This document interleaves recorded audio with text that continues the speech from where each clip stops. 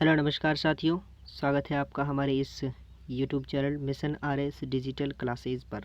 तो देखिए, पिछली क्लास में हमने राजस्थान नगरपालिका अधिनियम की 2009 की महत्वपूर्ण धाराएं पढ़ी थी 273 तक। और आगे हम शुरुआत करते हैं धाराओं की, और ये हमारी क्लास का पार्ट 14वां है और 20 पार्टों के अंतर्गत है, जो कि हम नगरपालिका अधिनियम का बी पार्ट आपको कंप्लीट करवाएंगे। ठीक है, ये हमारा 14वां पार्ट है। और इससे पहले एक मोटिवेशन कोड कि आपकी मंजिलें ज़रूर आपकी बुलंदी पर होगी, लेकिन आपके साहस के सामने वो कुछ भी नहीं है ना। आप हर चीज़ का साहस रखते हो तो मंजिल की इतनी औकात नहीं कि वो आपको हरा सके। ठीक है दोस्तों। और धारा 273 की अगर हम बात करें तो खतरनाक रोगों के फैलने पर नगरपालिका किस प्रकार नियंत्रण करती है, किस प्रकार उनका विश्लेषण करती है और किस प्रकार उनको मैनेज करती है, उनके बारे में देखते हैं।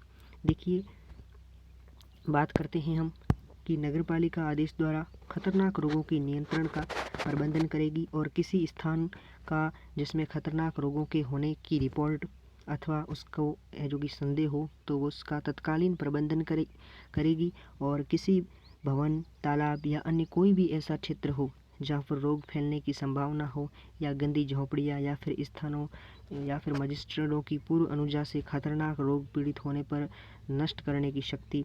इसके अतिरिक्त कोई भी वस्तु क्षेत्र जिसमें रोग फैलने का खतरा विद्यमान हो तो उसका तत्काल प्रबंधन करेगी। और खतरनाक रोगों से पीड़ित व्यक्तियों को निःशुल्क ले जाने के हेतु उपयुक्त वाहनों की व्यवस्था करने तथा उनका संचालन करने की शक्ति है। किस धारा के अंतर्गत? तो धारा 273 के अंतर्गत। ठीक है, ये चीज़ आप नोट कर लेना। और ये है जो कि महत्वपूर्ण फैक्ट धारा 273 के है। ठीक है, अगली धारा है 274। इसमें हम पढ़ेंगे कि राज्य सरकार द्वारा अधिसूचित और अति भीड़ वाले क्षेत्र है उसके संबंध में विशेष शक्तियां हैं, वो राज्य सरकार द्वारा प्रदान की जाएगी नगरपालिका को। ठीक है, और आगे हम देखते हैं धारा 275। शवों को गाड़ना और जो कब्रिस्तान होते हैं उनके बारे में कौन कौन से प्रबंधन करती है नगरपालिका, यानी कब्रिस्तानों और शमशानों का निर्माण और उनका रखरखाव करती है धारा 275 के अंतर्गत। और धारा 276 में है कब्रिस्तानों व शमशानों के संबंध में शक्ति, यानी नगरपालिका सार्वजनिक नोटिस द्वारा नगरपालिका सीमाओं के अथवा शमशान भूमि को निदेशक और जन स्वास्थ्य अथवा जिला चिकित्सा एवं स्वास्थ्य अधिकारियों द्वारा ये प्रमाणित कर सकेगी कि वहाँ रहने वाले लोगों के लिए कोई खतरा उत्पन्न करता है, यानी स्वास्थ्य के लिए जो खतरा उत्पन्न करता है तो उसे बंद कराने का तत्काल आदेश देगी। और उल्लंघन करने पर जुर्माना 1000 से 2000 रुपये तक का होगा। और व्यक्ति चाहे जिला कलेक्टर से अपील करे, लेकिन वह अपील 30 दिवस के अंदर होनी चाहिए, अन्यथा वह मान्य नहीं होगी। ठीक है, अगली धारा है 277। शवों को ले जाने का विनियमन, यानी नगरपालिका सार्वजनिक नोटिस द्वारा शमशान या कब्रिस्तान हेतु मार्गों का भी निर्धारण करेगी। जैसे मार्गों का निर्धारण इस प्रकार होता है कि अब हम बात करें कि मार्गों का निर्धारण भिन्न भिन्न मार्ग नहीं होना चाहिए, यानी एक ही मार्ग होना चाहिए। देखिए, आगे हम बात करते हैं कि अगर इन मार्गों से भिन्न भिन्न किसी मार्ग से शव ले जाया जाता है तो जुर्माना, मैंने कहा ना, अगर भिन्न भिन्न मार्गों से ले जाया जाएगा तो आपको जुर्माना लगेगा 1000 से 2000 रुपये का। ठीक है, और अगली धारा है 278। शमशान भूमियों पर ईंधन की दुकानों के लिए अनुज्ञप्ति देने की शक्ति, यानी नगरपालिका लाइसेंस के लिए आवेदन पत्र वाले व्यक्तियों से निर्धारित फीस जो नगरपालिका तय करे वो भुगतान करने के बाद वो अनुज्ञप्ति देगी। और उसके बाद वह दुकानों की जो कि व्यवस्था, दुकान वाले जो मालिक है वो पहले है जो कि नगरपालिका से उनकी अनुमति लेनी होगी। ठीक है, अगली धारा 279 है शवों को दफन करवाने और जलवाने की शक्ति। नगरपालिका अदावाकृत शवों को 24 घंटों के बाद तथा प्राकृतिक मृत्यु हुई है तो औपचारिकताएं पूर्ण करने के बाद शव को दफन करेगी या फिर शव को जला सकेगी। ठीक है, और अगली धारा 280 है नगरपालिका क्षेत्र में मृत पशुओं शवों को हटाया जाना, यानी मृत पशुओं या शवों का निस्तारण करने हेतु नगरपालिका व्यवस्था करेगी। देखिए, धारा 280 की अगर हम बात करते हैं तो ये आप अपने माइंड में सेट कर दीजिएगा, क्योंकि वर्तमान में राजस्थान में देखा जाए तो लंपी स्किन बीमारी फैली है और उसको शहरी क्षेत्रों में वह काफ़ी ज़्यादा से पाँव पसारे हैं उसने। ठीक है, तो हो सकता है कि आ जाए धारा 280 के अंतर्गत कि नगर पालिका में जो कि शहरी क्षेत्र में पशुओं को दफनाने या हटाने या पशुओं के शवों को हटाने या फिर उनको दफनाने में महत्वपूर्ण भूमिका निभाती है।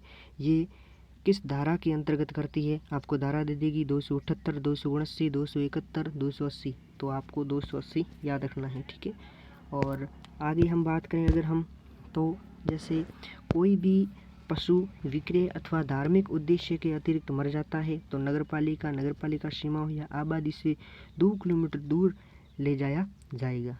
ठीक है, यानी कोई भी पशु है जो कि धार्मिक उद्देश्य के अतिरिक्त मारा जाता है या फिर मर जाता है। ठीक है, हालांकि मारा तो नहीं जाता लेकिन मर जाता है तो 2 किलोमीटर दूर ले जाया जा सकेगा। ठीक है, इतनी ही छूट है।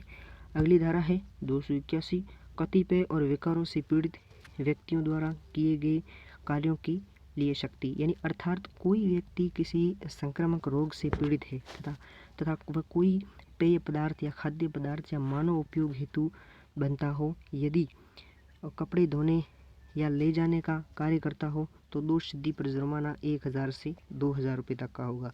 ठीक है, और अगली धारा है 282, कतिपय व्यवसायों का विनियमन, यानी यदि नगर पालिका को लगता है कि कोई स्थान जो मांस है या फिर मछलियां हैं या फिर चमड़े है, साबुन, तेल, ईंट, मिट्टी, खान तेल आदि का कार्य के लिए उपयोग लिया जा रहा है तो वह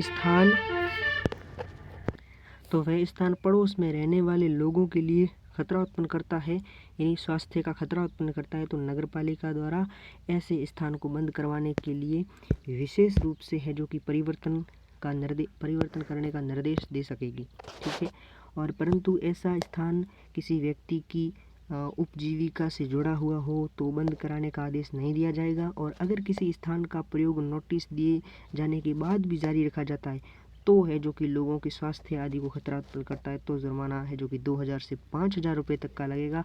और अपराध जारी रहने पर, ये तो नगर पालिका का नियम है, चाहे कैसा भी हो, अपराध जारी रहता है तो जुर्माना या तो 50 रुपये या 100 रुपये।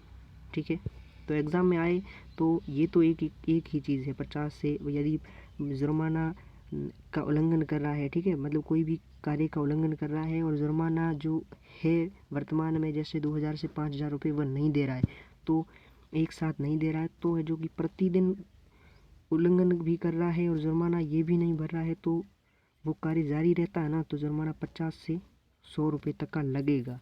ठीक है, और नगर पालिका के प्रार्थना पत्र पर मजिस्ट्रेट ऐसे स्थानों को बंद किया जाने का आदेश दे सकता है और अपील 30 दिवस के अंदर जिला कलेक्टर को भी कर सकते हैं। अगली धारा है 283, मजदूरों को बुलाने या उनकी छुट्टी करने के लिए है जो कि कौन कौन से उपयोग है, यानी सायरन का उपयोग नगर पालिका किसी अनुमति के पश्चात ही अनुज्ञप्ति देने या वापस लेने की शक्ति नगर पालिका के पास है, और अगर बिना अनुज्ञप्ति के सायरन का उपयोग किया जाता है तो है जो कि जुर्माना 2000 से 5000 रुपये तक का होगा। ठीक है, अगली हम बात करते हैं धारा 284 की, यानी व्यष्टि को संबोधित नोटिस आदि की तामील। इस धारा में नोटिस या आदेश तामील के संबंध में प्रावधान है। ठीक है, थोड़ी लैंग्वेज टफ लगती है लेकिन हमें रेवेन्यू ऑफिसर बनना है, एग्ज़ाम जल्द ही होने वाला मई में, तो अब चिंता मत कीजिए, है ना, हम आपके साथ हैं और मैं वादा करता हूँ आपसे कि 20 क्लासों में आपको नगर पालिका का बी पार्ट कंप्लीट करवाऊँगा। ठीक है, मैं चिल्ला के कह रहा हूँ। ठीक है, लेकिन एक चीज़ आपसे चाहूँगा कि बस अपने दोस्तों के साथ क्लास शेयर कीजिए और आप चैनल पर नए हो तो सब्सक्राइब कीजिए। ठीक है, और नोटिस आदेश या बिल उस व्यक्ति को देकर किया जाएगा और वह ना मिले तो अंतिम ज्ञात स्थान पर परिवार के वयस्क कोई भी सदस्य पुरुष हो या नौकर को देकर किया जाएगा। और नगर पालिका की सीमा में नहीं रहता है तो मजिस्ट्रेट कर डाक के लिफाफे द्वारा भी भेज सकेगा। और उपयुक्त में से कोई भी साधन ना हो तो वहाँ पर इनकार कर दे तो 2 व्यक्तियों की उपस्थिति में घर पर है जो कि नोटिस भी चिपका दिया जाएगा। और धारा 285 है विशिष्ट नोटिस की अवज्ञा, यानी इस अधिनियम के उपबंध के अधीन रहते हुए किसी भी व्यक्ति से कोई कार्य संपन्न करने की अपेक्षा की गई हो और ऐसा व्यक्ति नोटिस या आदेश का अनुपालन करता है या फिर वह विफल रहता हो तो है जो कि नगर पालिका ऐसे कार्यों निष्पादित करवा सकेगी और वसूली उक्त व्यक्ति से वसूली जाएगी। और मजिस्ट्रेट द्वारा दोष सिद्धि पर जुर्माना 2000 से रहेगा और अपराध जारी रखने पर 50 रुपये प्रतिदिन के लगेंगे। ठीक है। और अगली धारा है 286 सार्वजनिक नोटिस की अवज्ञा, यानी सार्वजनिक नोटिस की अवज्ञा की दिशा में जुर्माना 20,000 से 5,000 रुपये तक का हो सकेगा और अपराध जारी रहने पर जुर्माना 50 से 100 रुपये प्रतिदिन लगेगा। ठीक है। और अगली धारा है 287 स्वामी या फिर हम बात करते हैं उस व्यक्ति अथवा अभियोगी द्वारा व्यक्तिक्रम पर नगरपालिका किसी कार्य को निष्पादित कर सकेगी और उनका व्यय वसूल कर सकेगी। और अगर किसी भवन अथवा भूमि की उस स्वामी या उस व्यक्ति द्वारा किसी कार्य को करने में अनियमितता की गई हो तो नगरपालिका ऐसा कार्य कर सकेगी जिसकी वसूली न्यूनतम 1000 से कुल व्यय की 10% तक होगी। ठीक है। और उसी व्यक्ति से वसूल किया जाएगा जिसमें यह कार्य निष्पादित किया जाना था। ठीक है। अगली धारा है 288 स्वामी या फिर उस व्यक्ति द्वारा व्यक्तिक्रम किए जाने पर अभियोगी संक्रमक निष्पादित कर सकेगा और ऐसे किराए पर व्यय काट सकेगा। ठीक है। और जब किसी भूमि अथवा भवन के स्वामी या उस व्यक्ति द्वारा नगरपालिका द्वारा अपेक्षा की जाने की प्रतिकूल कार्य किया जाता है तो उस भूमि या भवन का किराएदार या फिर उपयोगकर्ता सही प्रकार से करवा सकेगा तथा व्यय की राशि है जो कि किराए में से ही काटी जाएगी, ना कि नगरपालिका खुद देगी। ठीक है। और अगली धारा है 289 कार्यवाहियाँ यदि कोई अभियोगी या अधिनियम के निष्पादन का विरोध करता है। ठीक है। और यदि किसी भवन अथवा भूमि का अभियोगी उसके स्वामी या उसी भवन के व्यक्ति को ऐसी भूमि या भवन के संबंध में इस अधिनियम के किसी उपबंधों को क्रियान्वयन करने और अपने आशय का नोटिस दिए जाने के पश्चात रोकता है तो मजिस्ट्रेट द्वारा आदेश दिया जाएगा और 8 दिवस की समाप्ति के पश्चात अनुजा है जो कि वो इनकार करता है तो जुर्माना 1000 से 2000 रुपये तक का होगा। ठीक है। अगली धारा है 290 नगरपालिका द्वारा नियोजित व्यक्तियों के काम में बाधा डालने के लिए जो शासित है, यानी अगर नगरपालिका द्वारा नियोजित अथवा संविदा पर रखे गए किसी व्यक्ति के कर्तव्य पालन में बाधा डालता है या फिर दिशा निर्देश हेतु प्रदर्शित सीमा चिन्ह को मिटाता है तो दोष सिद्धि पर जुर्माना 2000 से 5000 रुपये का होगा और पुलिस गिरफ्तारी की शक्ति भी वहाँ पर लागू होगी। ठीक है। ये चीज़ आप नोट कर लेना। और अगली है धारा 291 अधिनियम नियमों और उपविधियों के भंग के लिए शक्ति जो अन्यथा उपविधि नहीं है, यानी कोई भी इस अधिनियम या नियमों या फिर उपविधियों का उल्लंघन करता है तो दोष सिद्धि पर जुर्माने का जो 2000 रुपये से 2000 रुपये से कम नहीं होगा, जो 5000 रुपये तक का हो सकेगा वो तो उसे देना ही होगा। ठीक है। और अगली धारा है 292 अधिनियम के प्रयोजन के लिए प्रवेश, यानी मुख्य नगरपालिका अधिकारी या फिर अन्य कोई प्राधिकारी द्वारा अधिनियम के उपबंधों को लागू करने के लिए किसी भवन या फिर भूमि पर सूर्योदय या सूर्यास्त के बीच प्रवेश कर सकेगा और 24 घंटों के पूर्व लिखित नोटिस दिया जाएगा। ठीक है। और अगली धारा है 293 निवारक्ष और निरीक्षण, यानी अध्यक्ष उपाध्यक्ष मुख्य नगरपालिका अधिकारी करेगा। ठीक है। और किसी भी समय जहाँ ये विश्वास करने का कारण हो कि किसी भवन में या फिर किसी भूमि पर अधिनियम के उल्लंघन पर कोई कार्य किया गया हो तो बिना नोटिस प्रवेश किया जा सकेगा तथा निरीक्षण भी किया जा सकेगा। ऐसा नहीं कि पहले उन्हें सूचित किया जाएगा, ठीक है।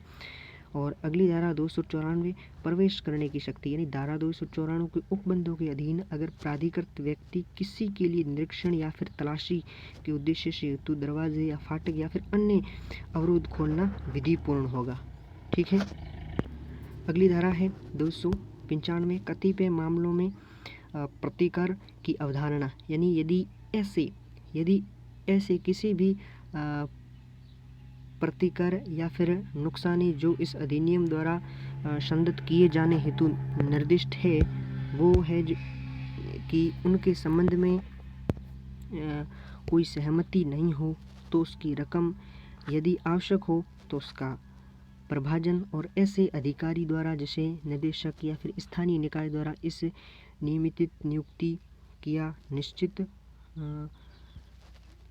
अवचारित किया जाएगा और भूमि के संबंध में भूमि का अर्जन अधिनियम 1894 की प्रक्रिया का पालन किया जाएगा, ठीक है। ये चीज़ आप नोट कर लेना। और अगला हमारा पार्ट रहेगा कल। आज की क्लास यहीं समाप्त करते हैं और अगला पार्ट है जो कि अध्याय नंबर 13वां रहेगा और इसमें हम पढ़ेंगे कि अभियोजन और वाद विवाद के अंतर्गत कौन कौन सी धाराएं आती हैं उनके बारे में। और ये है विशेष आपके लिए ईओ और आरओ के कंप्लीट बी पार्ट है। कंप्लीट बी पार्ट की नोट्स है, हस्तलिखित नोट्स है। और अगर आपको नोट्स चाहिए तो मात्र 51 रुपये में मिलेंगे आपको। और ये है जो कि कॉन्टैक्ट नंबर है, व्हाट्सएप नंबर, इस पर आप कांटेक्ट कीजिए। अगर आपने एक बार पीडीएफ प्राप्त कर ली है और आपके फ़ोन से किसी कारणवश डिलीट हो चुकी है तो दोबारा आपको फ्री में उपलब्ध करवाएंगे, ठीक है। और इस चैनल के अबाउट सेक्शन में टेलीग्राम का लिंक है, वहाँ से आप टेलीग्राम ज्वाइन कर दीजिए या फिर है जो कि आप टेलीग्राम पर सर्च कर लीजिए मिशन आरएस डिजिटल क्लासेज, ठीक है। मिशन आरएस डिजिटल क्लासेज ये सर्च कर लीजिए और आपको टेलीग्राम चैनल उपलब्ध होगा। और इसमें है जो कि डेली करंट अफेयर्स की जो न्यूज़ है वो भी देंगे। और वैसे इस चैनल का तो मुख्य उद्देश्य यही था कि आपको बी पार्ट कंप्लीट करवाया जाए, ठीक है ना। तो इस चैनल पर आप पूरा चैनल चेक कर लीजिए, एक भी और वीडियोस नहीं है, केवल और केवल ईओ और आरओ के लिए जो विशिष्ट बी पार्ट है वही करवाया जा रहा है। उनसे संबंधित और कोई वीडियोस नहीं है। और ठीक है, उनसे संबंधित और कोई वीडियोस नहीं है। अगर आप कहोगे तो मैं ईओ और आरओ के लिए आपके लिए एक वीडियोस और बनाएंगे। अगर हमारा ये पहले बी पार्ट कंप्लीट हो जाए 20 क्लासों में, फिर है जो कि आपके लिए प्रश्नों की प्रैक्टिस करवाएंगे, उसकी क्लास लेकर आएंगे, ठीक है। तो थोड़ी सपोर्ट की ज़रूरत है इस चैनल पर, क्योंकि थोड़ी आपकी सपोर्ट होगी तो हम लाइव भी आ सकेंगे और आप जो भी प्रश्न आपके मन में हैं जो पूछेंगे उसका भी जवाब आसानी से दे सकेंगे, ठीक है दोस्तों। मिलते हैं नेक्स्ट वीडियो में, तब तक के लिए धन्यवाद। और लगातार पढ़ाई जारी रखिए, क्योंकि उस व्यक्ति ने कहा था ना कि तेरे से नहीं होगा, तू कुछ भी नहीं कर पाएगा, उन्हें करके दिखाना है। चाहे किसी भी एग्ज़ाम की तैयारी कर रहे हो, लेकिन उस व्यक्ति के मुंह पर तमाचा मारना ही है जिन्होंने कहा था कि तेरे से नहीं होगा, ठीक है। मिलते हैं नेक्स्ट वीडियो में। जय हिंद, जय भारत।